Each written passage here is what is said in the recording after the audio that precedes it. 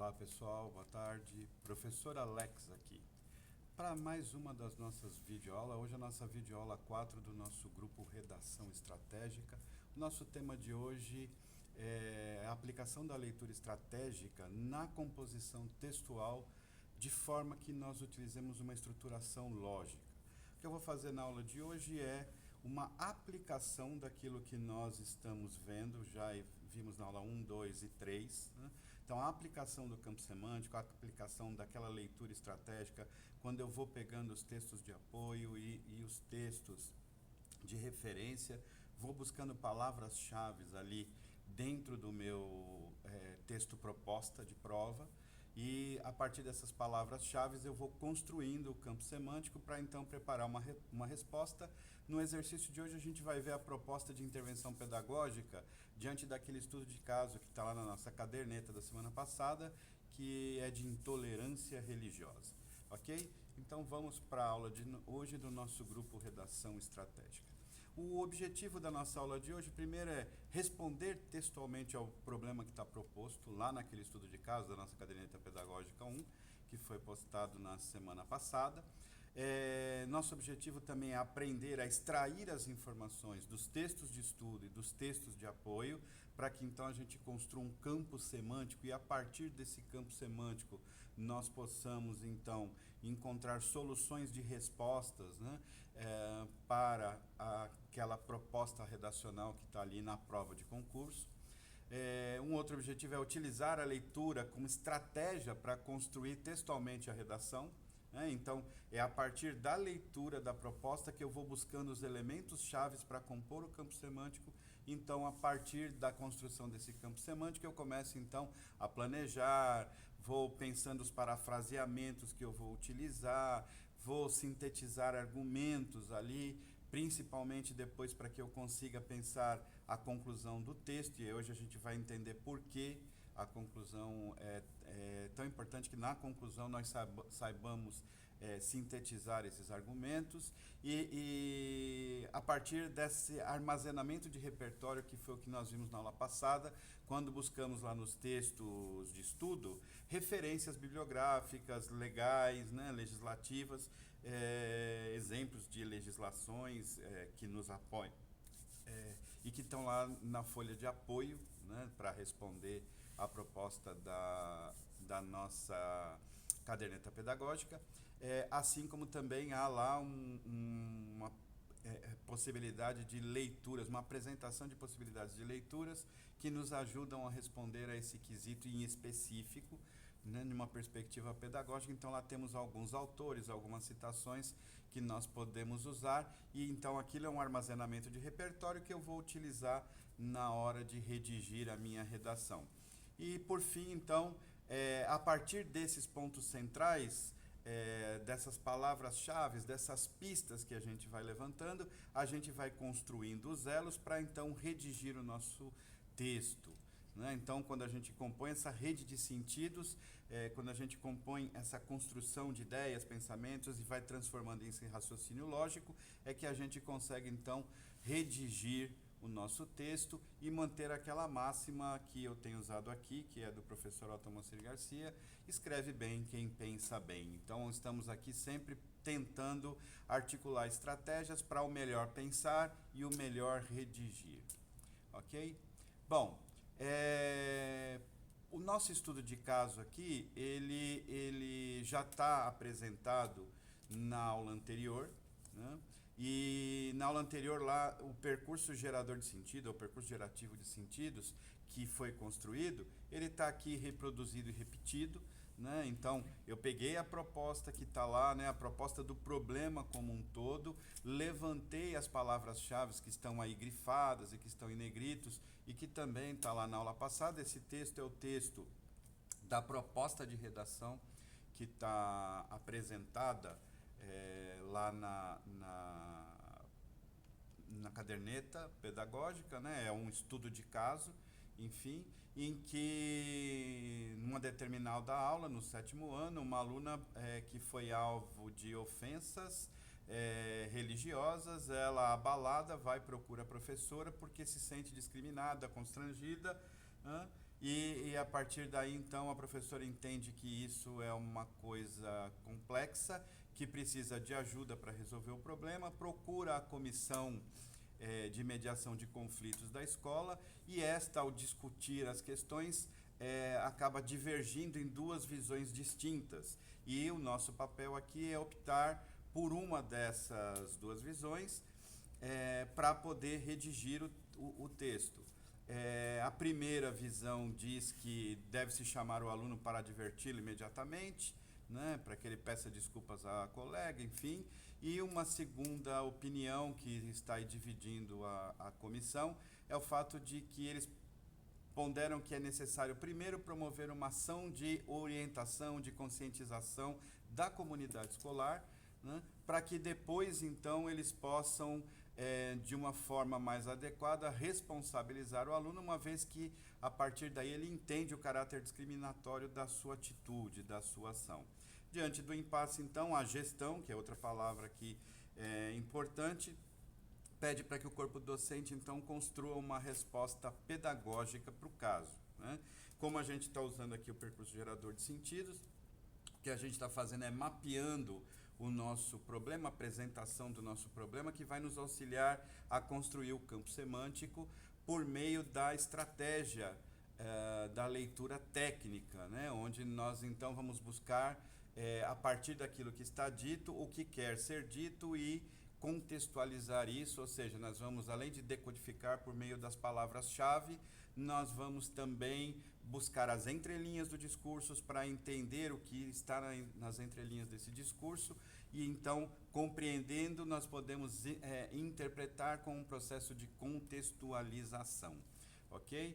Bom, eu vou então aqui já apresentar uma resposta, é uma resposta de uma redação que foi produzida por um aluno lá do meu curso de redação estratégica, em 10 lições, 10 semanas, um aluno de aula particular, enfim, né, já disse para vocês que o meu curso lá é um curso de aulas particulares, né, para concurseiros, né, não é um curso barato, enfim, mas essa é uma das respostas. O meu aluno, então, ele autorizou que eu apresentasse para vocês a resposta que ele fez.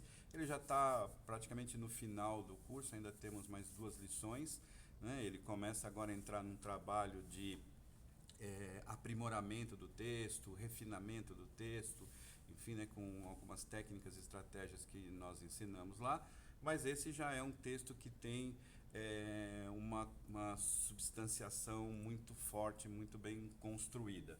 Então eu vou ler aqui rapidamente o texto para vocês, eu vou olhar para o outro lado porque o texto está aqui, a letra na tela do celular está muito pequenininha.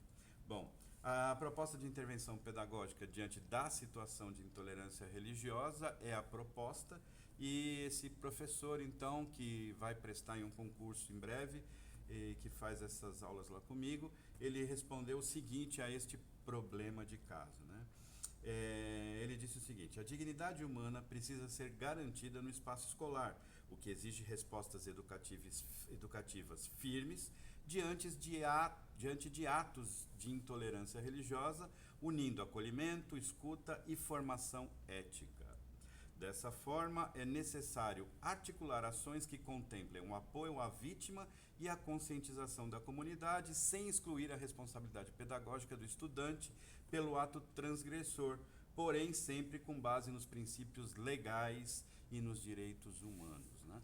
Então essa é a introdução do texto que foi proposta aí pelo professor.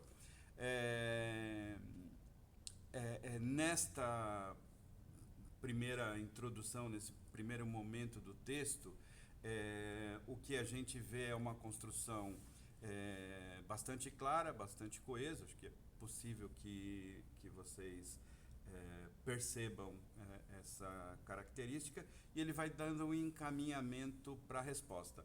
Depois nós vamos abrir o texto e olhar o texto partes por partes, porque, como eu disse na aula anterior, o que nos importa aqui é observar no primeiro momento a microestrutura, ou seja, como é que dentro desse texto, né, o autor vai trabalhando os pequenos elementos que compõem microestruturalmente o texto, ou seja, como é que ele foi lá retirando do texto aqueles elementos chaves, né? E aqui ele já na introdução, né, ele busca colocar questões elementares como, né, o problema está apontado aqui, que encaminhamentos dar a esse problema, que referências legais podem ser utilizadas e que importância ética tem a solução desse problema.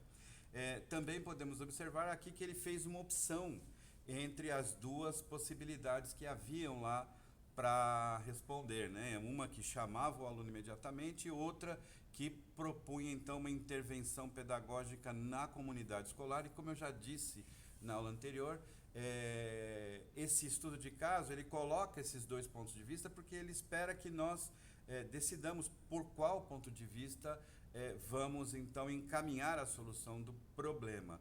E havia aí claramente uma possibilidade que estava correta, uma outra incorreta. A primeira possibilidade, que é aquela de chamar o aluno já para admoestá-lo, enfim, para exigir uma reparação, ela legalmente não é adequada, ela pedagogicamente não é adequada e do ponto de vista ético também não é adequada. Então, a segunda possibilidade levantada pela comissão é a melhor resposta, é a melhor alternativa, que é aquela de conscientizar a comunidade escolar, né? Bom, no desenvolvimento 1, o professor responde o seguinte: é inconteste que o ambiente escolar deve promover o respeito às diferenças e coibir qualquer forma de discriminação, sobretudo porque a Constituição Federal, em seu artigo 5º, assegura a liberdade de crença como direito inviolável e a LDB reforça o princípio do respeito à diversidade. Neste sentido, a articulação com a Comissão de Mediação e a valorização de soluções conciliadoras devem viabilizar uma resposta que supere a punição e propõe um processo educativo transformador para o caso. Segundo Libânio, a prática educativa deve formar ética e socialmente o educando, o que exige mediação intencional em conflitos e que, por sua vez, pressupõe a escuta dos envolvidos, a consulta ao PPP da escola e o registro formal da ocorrência como etapas iniciais essenciais. Vejam que ele, então, utilizou o repertório que está lá na folha de apoio. Ele, a partir do levantamento das palavras-chave, conseguiu organizar microestruturalmente seus períodos. Então, a gente tem aqui períodos que estão muito bem organizados dentro deste parágrafo e vamos olhar também com mais atenção. No segundo desenvolvimento, ele diz o seguinte: é igualmente necessário garantir que o estudante que cometeu a ofensa compreenda o caráter discriminatório de sua atitude. Para Paulo Freire, educar é criar possibilidades para a construção do saber. Logo, o erro deve ser tratado como oportunidade de aprendizagem. Nesse sentido, oficinas, rodas de conversa e materiais educativos produzidos pelos próprios alunos são meios eficazes de reparação simbólica e reflexão coletiva, promovendo a transformação de valores. Agindo assim, cria-se uma conexão entre uma condição significativa dos conhecimentos aí construídos, de modo que as diferenças sejam tratadas pelos estudantes como uma possibilidade de compreender o outro e a si mesmo. Este fator coaduna com a Diretriz Nacional de Educação dos Direitos Humanos, para a qual o reconhecimento das diferenças como prática pedagógica é essencial, e ainda considerando o que diz Charlotte, para quem o saber só se torna significativo quando se conecta à vida social, então ter-se-á desta maneira uma alternativa de resposta bastante contundente e eficaz. Conclui-se assim que acolher a vítima, promover o diálogo coletivo e responsabilizar o agressor com ações reparadoras é o caminho viável que envolve professores, equipe gestora e materiais formativos, de modo que a escola pode lidar com o caso de maneira educativa e construtiva. Ou seja, se a escola se compromete com a formação ética, então precisa transformar o conflito em oportunidade pedagógica. De outra feita, bem como nos lembra Maria Carmen Barbosa, a convivência se aprende em experiências reais de respeito, e a escola deve ser esse espaço de experimentação sadia da vida pública. Então vejam bem que aí nesse parágrafo de desenvolvimento 2, continuamos ali utilizando aquelas palavras-chave, as pistas que foram levantadas, o campo semântico se norteou pelo material que está lá disponível na folha de apoio, utilizou documentos oficiais, como a Diretriz Nacional de Educação dos Direitos Humanos, como também utilizou aí alguns autores como referência, né? Na conclusão também nós podemos perceber que a conclusão faz um reencaminhamento do texto, e isso a gente já vai discutir agora daqui para diante. Para fazermos essa discussão, preciso relembrar algo que vimos na aula anterior, em que eu dizia que a microestrutura do texto e a macroestrutura do texto são extremamente relevantes para que eu consiga compreender como articular minhas ideias, formatar minhas ideias e modelar meus pensamentos em raciocínio lógico, de modo que eu consiga guiar essas ideias dentro do meu texto, de forma coerente e de forma coesa.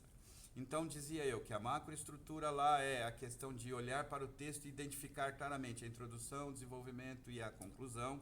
Sempre nesse tipo de texto nós temos que ter no mínimo 2 parágrafos de desenvolvimento 1, desenvolvimento 2, porque para que nós possamos caminhar na resolução lógica do problema é necessário, além do que, para ocupar as 35 linhas, nós precisamos organizar o texto desta maneira, modelar o texto dessa maneira.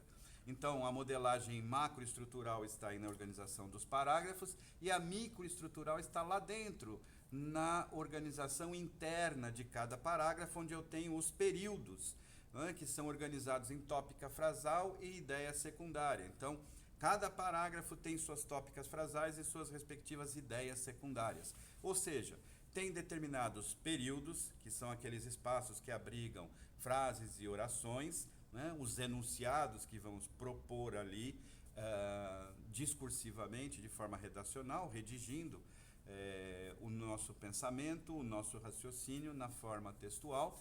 Então eu proponho isso de forma que eu vá segmentando as minhas ideias, e essa segmentação segue uma lógica dedutiva, né? A lógica dedutiva, segundo Aristóteles, é aquela que vai do geral para o particular, do maior para o menor, ou seja, eu pego o tema como um aspecto geral, levanto particulares, partículas, partes que estão dentro deste temas, como subtemas, e vou argumentar, construir os meus argumentos para demonstrar aquilo que eu estou propondo como tese dentro do meu tema.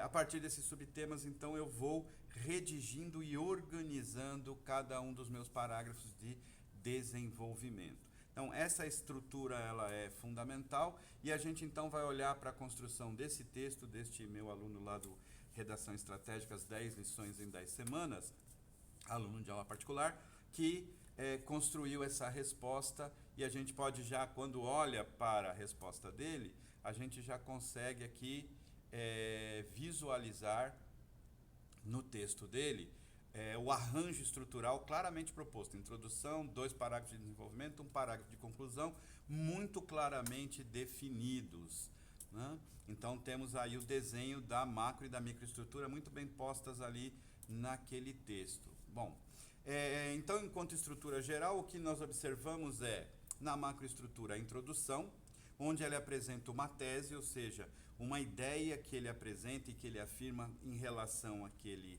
tema que foi proposto como problema, e ele também indica 2 eixos temáticos que vão guiar os parágrafos de desenvolvimento. Então, a gente vai observar como é que se constrói isso na introdução. Como é que eu apresento essa tese e como é que eu crio esses 2 eixos que vão depois guiar o desenvolvimento do meu texto, da minha argumentação. Então, na introdução ele apresenta essa tese, os 2 eixos temáticos. No desenvolvimento 1, então, ele vai argumentar sobre o primeiro eixo temático, que lá no texto é apoio à vítima e conscientização da comunidade, então é o eixo temático 1, que guia o desenvolvimento 1, então ele vai argumentar sobre isso, ele vai construir a partir das pistas um campo semântico que coloque a questão de resolução do problema, encaminhando para um apoio à vítima e um processo de conscientização da comunidade escolar, que é o que está lá. Então ele foi construindo isso mentalmente. No desenvolvimento 2, o eixo que ele vai seguir é a responsabilização pedagogicamente formulada para o agressor e para toda a comunidade escolar. Então, primeiro para toda a comunidade escolar, com a conscientização, e aí então essa responsabilização pedagogicamente apresentada ao agressor começa então a fazer algum sentido, né? Porque dali ele vai tirar algum aprendizado, vai realizar uma aprendizagem. E na conclusão, como a gente pôde observar, ele sintetiza os argumentos num retorno, né, ao desenvolvimento 2 e desenvolvimento 1, para reafirmar a hipótese que está lá em cima, né, apresentando ao mesmo tempo uma solução e depois uma reflexão para que a ideia dele, porque uma vez que quando a gente usa a lógica dedutiva, o nosso texto tende a uma verdade absoluta, como nós não acreditamos mais em verdades absolutas como os gregos lá antigamente, então abrimos para uma reflexão sempre o nosso texto, para que sempre haja possibilidades da multipluralidade de pensamentos, né? Multipluralidade é uma redundância impressionantemente favorável aí quando a gente pensa que é preciso multiplicar os pensamentos, os pontos de vista, para que a gente possa diversificar ao máximo o nosso entendimento, a nossa compreensão sobre os problemas, né? Bom, como nós vimos lá na introdução do texto, ele então afirma a tese, né? Então, quando ele afirma essa tese, ele diz, bom, a escola deve agir, né? Isso ele faz num primeiro período. Então, quando a gente olha essa afirmação, essa tese, a gente está olhando para o primeiro período do primeiro parágrafo, que é o parágrafo de introdução, onde ele afirma essa ideia, essa tese, de que a escola deve agir nesse caso e como a escola deve encaminhar essa ação. Na sequência, então, ele abre um outro período onde ele vai apontar os dois eixos temáticos, né, onde ele vai falar sobre o apoio à vítima e a conscientização da comunidade escolar e a responsabilização posterior, a posteriori, do estudante aí que cometeu esse ato transgressor. Bom, ele vai usar aí a dignidade, a ética e os direitos humanos como base para responder a essa ação, a essa problemática, as pistas que foram construídas lá. E aí o que a gente vê então na introdução no período 1 a gente tem uma tópica frasal com a tese apresentada, né? Então, o primeiro período ele apresenta uma ideia principal, uma tópica frasal, né, que diz lá, a dignidade humana precisa ser garantida no espaço escolar, o que exige respostas educativas firmes diante de atos de intolerância religiosa, unindo acolhimento, escuta e formação ética, né? Então, a tese aqui ela está afirmada, né? E ela propõe que a escola deve agir pedagogicamente diante dessa intolerância religiosa. Na sequência, ele propõe um segundo período, ainda dentro do mesmo parágrafo, dentro do mesmo retângulo, dizendo, então, quais serão os caminhos que ele vai utilizar para argumentar sobre essa ação que a escola deve tomar, né?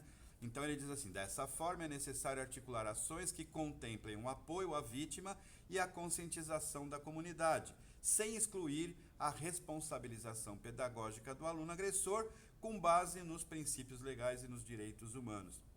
Vejam que então ele definiu os dois eixos, apoio e acolhimento, responsabilização pedagógica. Então, a partir daí ele vai construir um parágrafo de desenvolvimento para argumentar sobre como o apoio e o acolhimento à vítima e a conscientização da comunidade escolar respondem pedagogicamente a este problema, utilizando, claro, a legislação, utilizando também aí a legislação dentro da base ética e dos direitos humanos.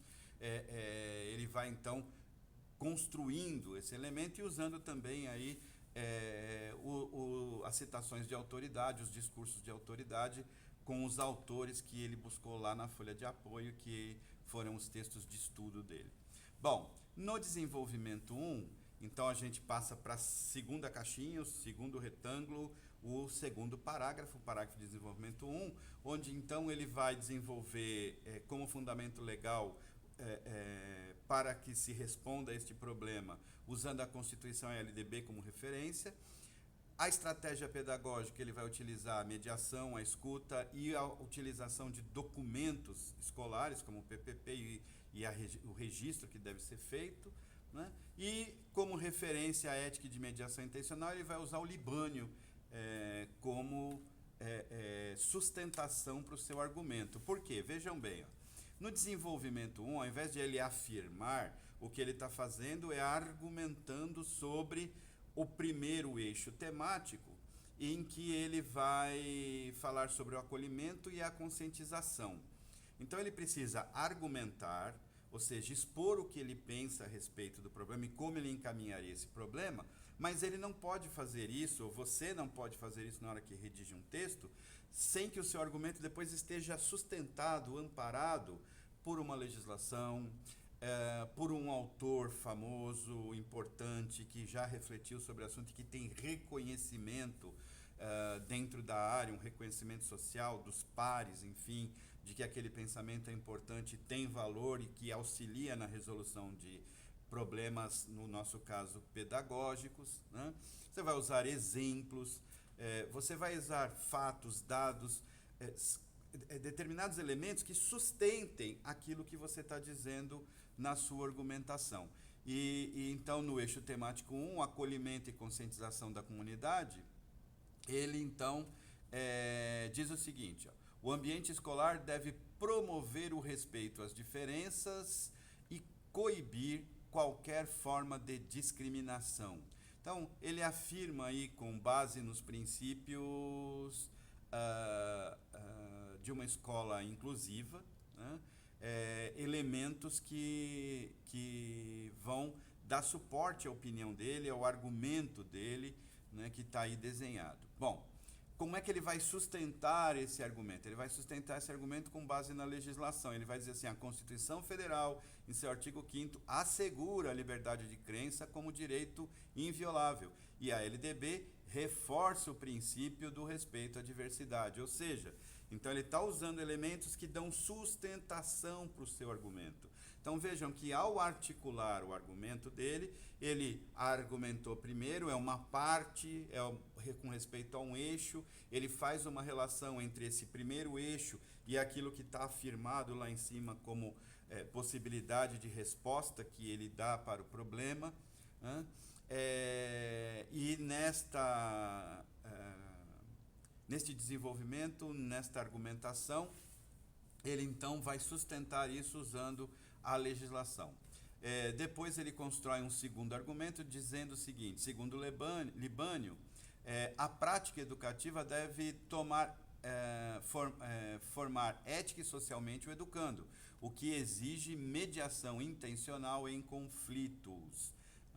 Então, o argumento dele aqui já traz no interior uma citação de autoridade pedagógica, que é o Libânio. Então, ele parafraseia o Libânio para construir seu argumento, né? Então, lá na aula passada eu falei desse parafraseamento, propus um exercício de construção de pequenos períodos em pequenos parágrafos para responder e entender como é que se constrói esse parafraseamento. Está aí, né? Ele aí usou o parafraseamento de uma citação do Libânio e depois, num quarto, ele usa exemplos, né? Num quarto período, ele usa exemplos para sustentar o seu argumento. Ele diz assim: assim, a escuta dos envolvidos, a consulta ao PPP da escola e o registro formal da ocorrência são etapas iniciais essenciais. Ou seja, ele sustenta, por meio de exemplo prático do processo escolar, aquilo que ele está afirmando e aquilo que ele está dizendo. Então, desta forma, ele vai dando encadeamento lógico ao texto, né? No desenvolvimento 2, ele trata da responsabilização formativa e não punitiva. Então, uma vez que a comunidade escolar e esse aluno transgressor estão dentro de um processo formativo para compreender a situação, então, a partir daí, ele não será punível, mas a responsabilização dele será tomada de uma forma pedagógica também, né? Usará como referência aí o autor, o Paulo Freire, em relação ao fato de que um erro deve fundamentar um processo de aprendizagem e não uma punição. A prática de oficinas e rodas de conversa, a produção de materiais, vai estar ali exemplificando aquilo que ele vai argumentar, e ele também vai estar usando, teoricamente, as diretrizes lá dos direitos humanos, e vai usar a autora Charlotte, né? Então vamos dar uma olhada lá no que ele escreveu. Aqui eu já coloquei o parágrafo inteiro para a gente visualizar a caixinha e visualizar também os períodos que estão lá no interior do parágrafo, para a gente entender que tem uma tópica frasal, uma ideia secundária, uma tópica frasal, uma ideia secundária, constituindo o arranjo organizacional no interior do texto, né? E aqui, então, ele está falando sobre o eixo temático segundo, né? Que é a questão agora de responsabilização formativa para o nosso estudante transgressor, aí, no caso desta ação de preconceito religioso que ele promoveu.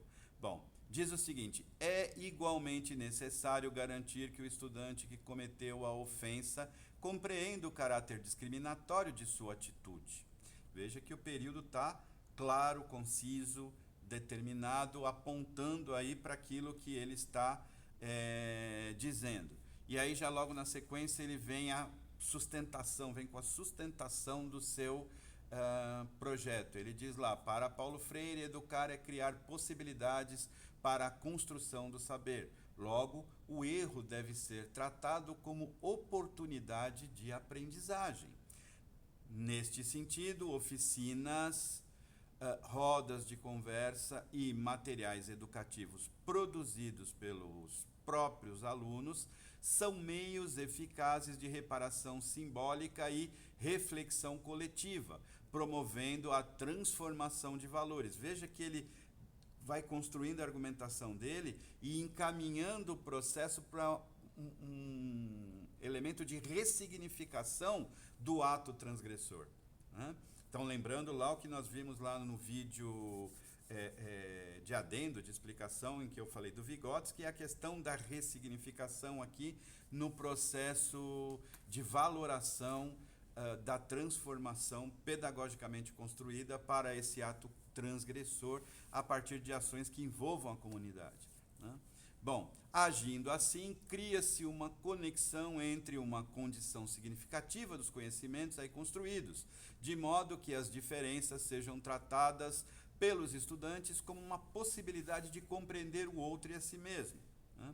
Este fator coaduna com a Diretriz Nacional de Educação em Direitos Humanos, para a qual o reconhecimento das diferenças como prática pedagógica é essencial, e ainda considerando o que diz Charlotte, para quem o saber só se torna significativo quando se conecta à vida social, ter-se-á, assim, então, desta maneira, uma alternativa de resposta bastante contundente e eficaz. Vejam que na organização desse parágrafo há um encadeamento entre os períodos, há uma ideia principal que é anunciada, que puxa uma ideia secundária, que vem explicando, esclarecendo, melhor elucidando a primeira, e esse encadeamento vai sendo construído do começo até o final do parágrafo, por meio de períodos. Aqui o professor utilizou para responder 5 períodos, ele não usou o mínimo 4, né?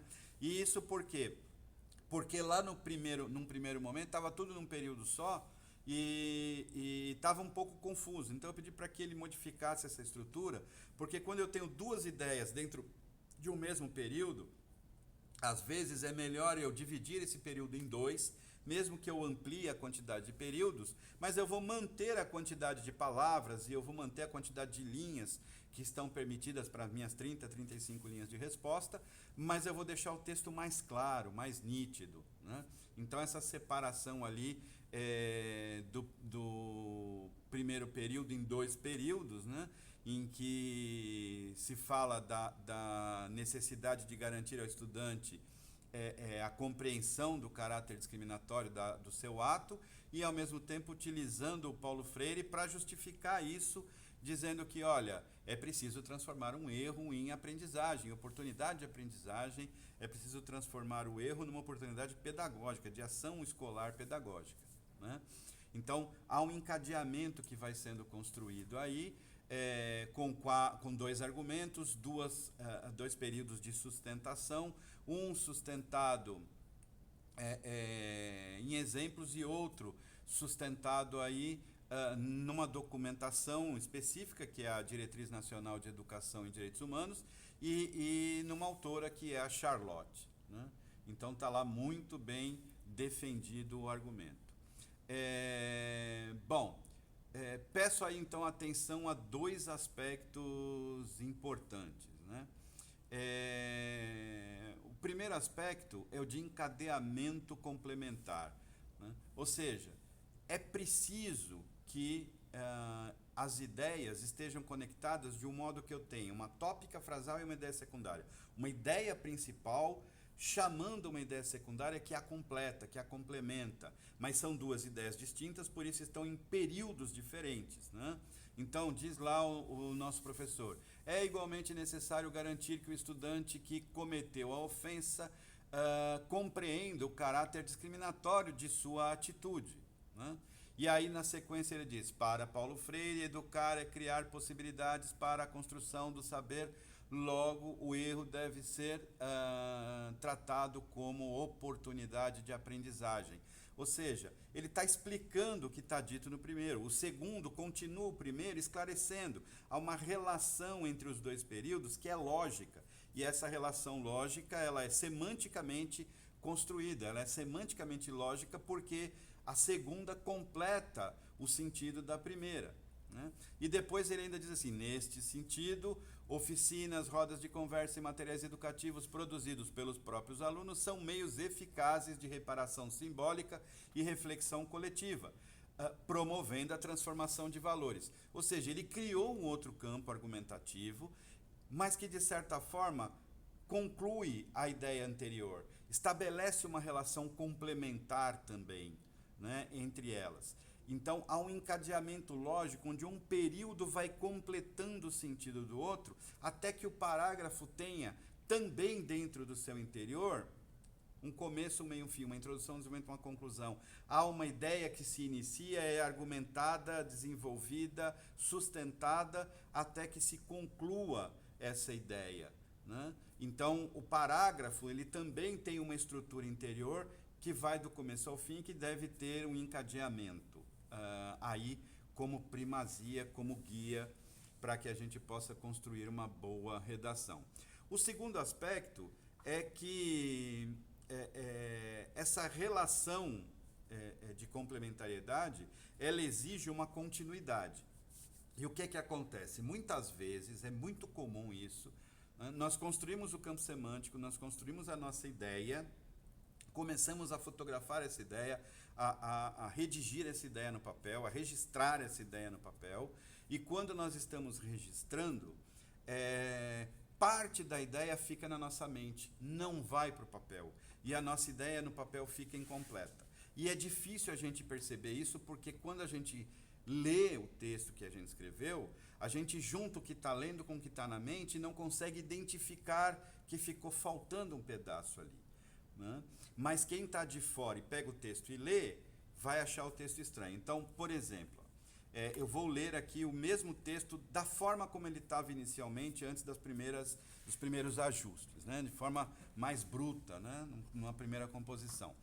Estava dito assim, é igualmente necessário, uma vez que educar é criar possibilidades para a construção do saber, como diz Freire, e que o erro deve ser tratado como oportunidade, agindo assim, cria-se uma conexão entre uma condição significativa dos conhecimentos, aí construídos, de modo que as diferenças sejam tratadas pelos estudantes como uma possibilidade de compreender o outro e a si mesmo. Vejam que na hora que eu li, quase nem se percebe que ficou um buraco no texto, né? Por quê? Porque eu li os dois períodos juntos, né? E aí dá uma ideia, uma impressão de que a ideia está completa. Mas se a gente separa o primeiro período, a gente vai perceber que está dito assim, ó, é igualmente necessário, uma vez que educar é criar possibilidades para a construção do saber, como diz Freire, e que o erro deve ser tratado como oportunidade, ponto. Tem um ponto ali. Acabou. O que é necessário, então? O que é igualmente necessário? O que é que ficou faltando aí para depois vir se dizendo agindo assim? Agindo assim de que forma? Agindo assim como? Né? Por quê? Porque na construção inicial, o estilo do autor criou apostos. Os apostos são perfeitos do ponto de vista da língua portuguesa, mas eles são uma manobra bastante complexa e que muitas vezes, na medida em que eu vou inserindo esses adendos dentro do meu período, eu perco de vista o sujeito, eu perco de vista aquilo que precisa ser dito, aquilo que foi anunciado e declarado inicialmente e que o leitor espera que seja dito. Né? Então, essa ausência, essa falta que ocorre aí, ela cria um vácuo, um vazio dentro do primeiro período, que é um período importante, que é um período de argumentação. Por isso eu pedi para que ele invertesse a ordem e separasse em 2 períodos, né? Para que o texto ganhasse sentido. É igualmente necessário o quê? Garantir que o estudante cometeu a ofensa, garante que o estudante que cometeu a ofensa compreenda o caráter discriminatório da sua atitude. É isso que é importante, né? É isso que é necessário. Né?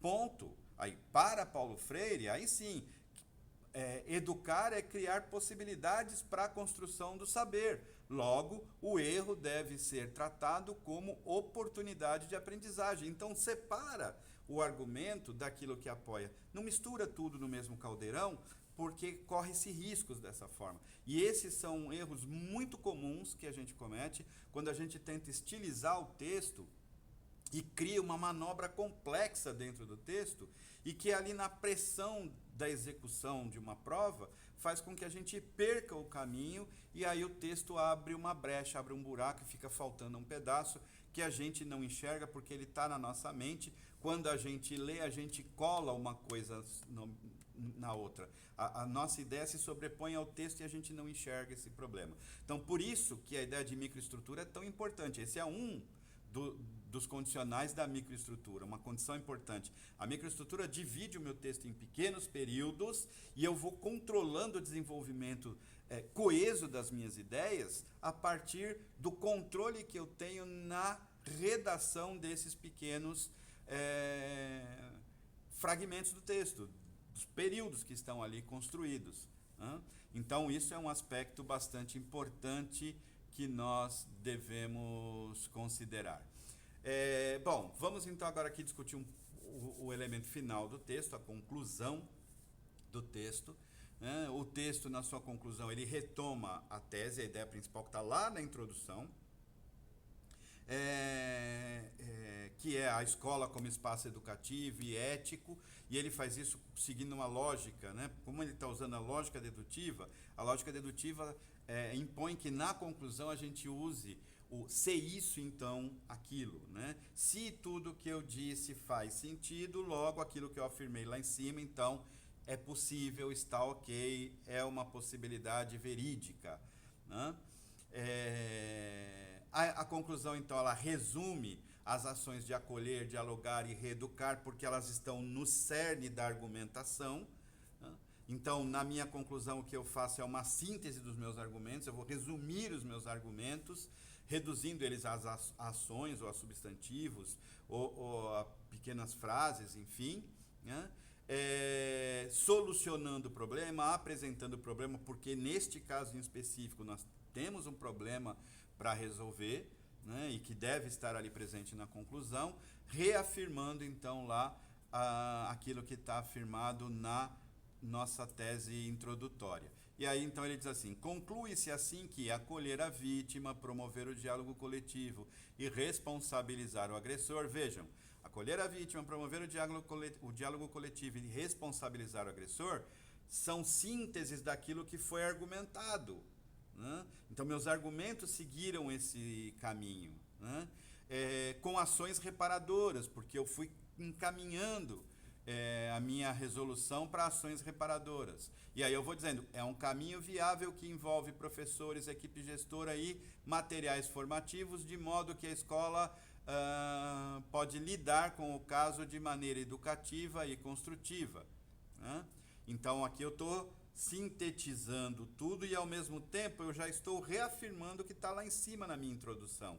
E aí eu torno isso muito mais evidente e contundente quando eu digo, então, seguindo o princípio lógico. Se a escola se compromete com a formação ética, então precisa transformar o conflito em oportunidade pedagógica. Ou seja, se aquilo que eu afirmei lá em cima é uma verdade, então é necessário que tudo isso que está argumentado aqui se torne realidade dentro da escola, ok? Então, este primeiro período sintetiza e retoma todo o processo argumentativo até reafirmar o que está dito lá em cima. Assim é que se conclui um texto. Este deve ser o período primeiro, a tópica frasal da minha conclusão. E a minha ideia secundária vem num período posterior, em que então, uma vez que eu construí uma ideia que assume um caráter verídico, um caráter de verdade, eu agora abro para uma reflexão, abro um espaço para discussão do tema. Então eu digo assim, de outra feita, melhor dizendo, o professor lá diz, de outra feita, como bem nos lembra Maria Carmen Barbosa, a convivência se aprende em experiências reais de respeito, e a escola deve ser esse espaço de experimentação sadia da vida pública. Vejam que é uma frase de reflexão, dá um belo acabamento ao texto. Então, aprender a modelar o texto, a fazer a modelagem do texto, seguindo esses princípios lógicos, vejam que enriquecimento dá para a sua redação. Então, isso é o que a gente procura ensinar lá no Redação Estratégica, 10 lições em 10 semanas, e que eu estou aqui trazendo e tentando apresentar para vocês nesse grupo de redação estratégica, pela primeira vez abrindo para um público maior, porque, como eu disse anteriormente, as minhas aulas são particulares e o grupo aqui é uma experiência inédita para mim, porque eu estou apresentando essas ideias que já desenvolvo já há mais de 30 anos, como professor no ensino fundamental 2, no ensino médio, no ensino superior, na pós-graduação, enfim, a minha experiência, minha prática docente ela é bastante ampla, assim como na pesquisa também, 10 anos de pesquisa dentro dos laboratórios de pesquisa da Universidade de São Paulo, enfim, é uma vasta experiência em que eu construí este trabalho a partir do trabalho do professor Otton Moacir Garcia, como eu também bem disse, lá proposto no seu livro Comunicação em Prosa Moderna. Bom, para que a gente conclua então a aula de hoje, dicas para produção textual a partir do que nós vimos aqui, use sempre na sua redação para responder a estudo de caso, dentro de uma prova de concurso para professores, seja da Secretaria Estadual, seja da Secretaria Municipal de Educação de São Paulo, use sempre uma base legal e uma base teórica, E a nossa folha de apoio que acompanha esse exercício, que foi proposto anteriormente na semana passada, que está sendo resolvido aqui nessa videoaula 4, lá na folha de apoio a gente tem sugestões teóricas, sugestões de base legal, com citações, enfim, para você exercitar e treinar a construção tanto dos seus pequenos elementos dentro do texto, dos períodos, também da leitura técnica para você poder buscar as palavras-chave, construir um campo semântico e daí então poder começar a planejar e construir uma resposta de forma lógica, seguindo esse encadeamento com introdução, desenvolvimento 2, conclusão, com macroestrutura, microestrutura, com esse arranjo em que os períodos vão se trançando, vão se tramando, que é o que compõe a chamada tessitura, que é como você construir tecido. Quando você constrói tecido, você constrói uma trama entre os fios. O texto ele vai construindo essa trama, onde você anuncia na introdução uma tese, uma ideia, aponta os subtemas que vão guiar o seu desenvolvimento e depois você vai costurando os argumentos que tratam da relação entre o subtema e a tese. O subtema, a tese e a resposta ao problema. O subtema, a tese, a resposta ao problema e a amparação legal, a amparação de autores teóricos importantes da área que dão sustentação para aquela ideia, para aquela solução, para aquela resposta, enfim, você vai costurando o texto. Então, para isso, use sempre a base legal e teórica, e nós temos essas sugestões lá na folha de apoio, na caderneta pedagógica. Seja sempre objetivo e coeso, ou seja, evite períodos muito longos, evite essas manobras complexas que a gente só usa quando tem um domínio muito grande da língua, e quando a gente tem tempo para revisar, para rever, para dar para outra pessoa, para ver se a pessoa enxerga se ficaram esses buracos, essas lacunas dentro do texto, se o texto está compreensível ou não. Quando a gente está dentro de uma situação de prova, a ideia é que a gente seja objetivo e coeso, né? A ideia tem que ficar curta, breve, até porque a gente tem ali um espaço pequeno, a gente tem limite de 30 a 35 linhas dentro de uma prova desse tipo, né? Dependendo da forma como você vai responder o estudo de caso, até tem momentos em que você tem que fazer isso em 15 linhas, né? Houve provas aí recentes em que o estudo de caso estava dividido em duas questões e você tinha 15 linhas para uma questão, 15 linhas para outra. E aí você tem que imaginar como você vai modelar essa ideia desta forma, né? Então seja objetivo e coeso. Mostre ações concretas na realização da escola, né? Materialize aquilo que a escola tem que realizar para resolver o problema, né? Tanto da escola quanto a ação docente, porque você está ali como um docente que está buscando uma vaga para professor efetivo dentro da rede.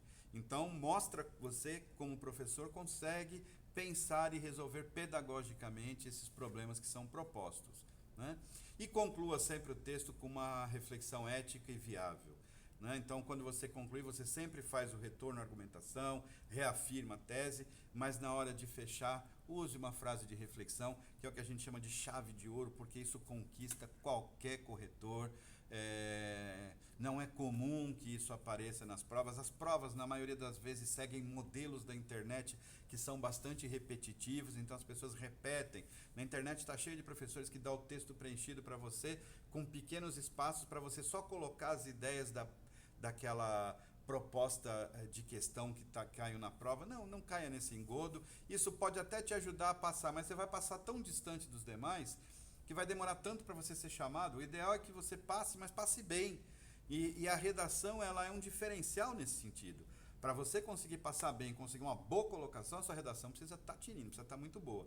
Essa redação, por exemplo, que eu acabei de ler aqui do professor, ela está ganhando contornos maravilhosos, ela está muito bem, esse professor está construindo os textos dele já muito bem, mas ainda tem uma série de elementos que precisam ser configurados ali para ele pensar a excelência da redação, e esse é um dos professores que o objetivo dele, a meta dele é conseguir construir redações de modo que ele consiga tirar a nota máxima na redação quando for prestar o concurso. Ele já veio com um texto com uma determinada qualidade e a gente então foi burilando, porque a ideia das 10 lições lá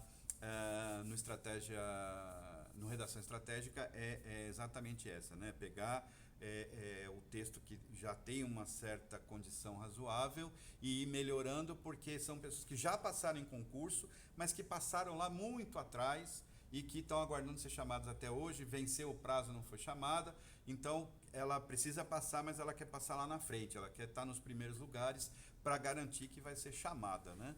Então, esses são exemplos de resultados de qualidade.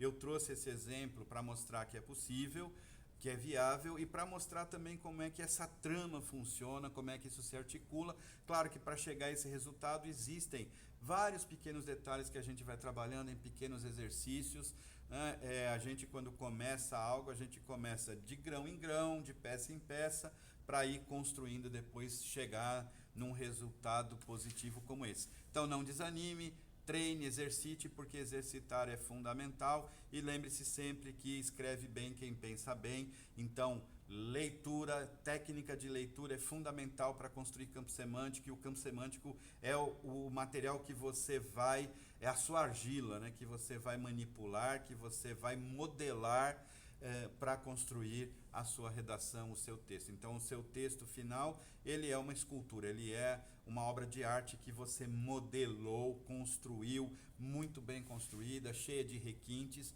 para conseguir as melhores notas, os melhores lugares. Não basta passar, precisa ir além, ok?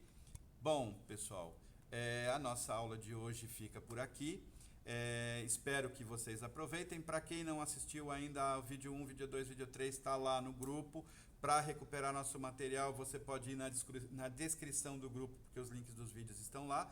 Mas se você for também lá nos 3 pontinhos no grupo, no WhatsApp, nos 3 pontinhos lá em cima, você clica naqueles 3 pontinhos, vai abrir lá um menuzinho, você no menu clica lá em mídias, links e docs, mídias, docs e links, né? E lá você vai ter o material que já está postado no grupo, ok, gente? Então aproveitem, lá temos já 2 dicas, né? 2 cards, temos a caderneta pedagógica com essa proposta que foi apresentada a solução aqui e com a folha de apoio, e nós temos os vídeos que foram até aqui encaminhando para este momento. Nossa próxima aula então vai discutir mais tecnicamente como é que nós construímos esses elementos no interior da microestrutura para garantir coesão. Tá bom, gente? Fiquem com Deus, até uma próxima. Tchau, tchau. Abraço a todos.